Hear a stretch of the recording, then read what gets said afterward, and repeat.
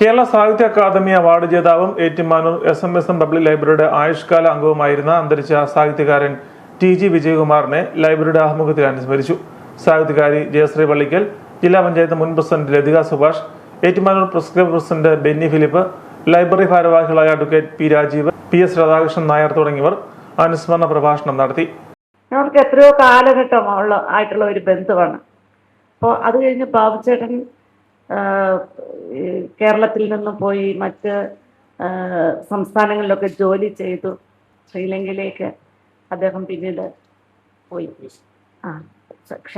ബംഗ്ലാദേശിലേക്ക് അദ്ദേഹം പോയി. ബംഗ്ലാദേശിൽ ഒരു വലിയ വ്യവസായ സംരംഭത്തിൻ്റെ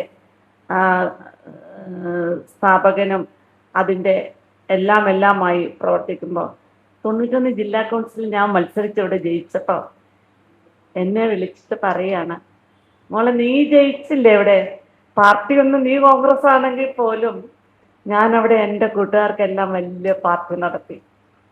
എൻ്റെ പെങ്ങള് ജയിച്ചു ജില്ലാ കൗൺസിലിലേക്ക്. വലിയ സംഭവമായിരുന്ന ഒരു സംഭവമാണല്ലോ ജില്ലാ കൗൺസിൽ. അപ്പോൾ അങ്ങനെ നമ്മളെ സ്നേഹിക്കാൻ കണ്ണീരോർമ്മകളുടെ ഒരു വലിയ തരംഗം തന്നെ പ്രവഹിക്കുകയുണ്ടായി.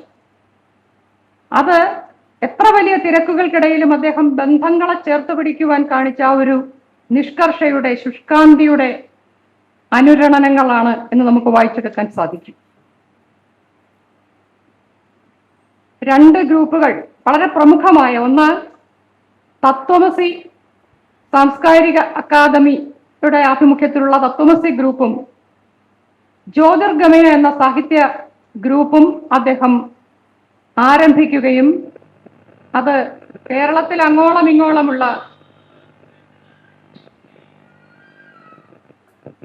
സർഗ അന്വേഷകർക്ക് ആശയവും ആവേശവും അംഗീകാരങ്ങളും പകർന്നു കൊടുത്തുകൊണ്ട് മുന്നേറുകയും ചെയ്യുന്നു.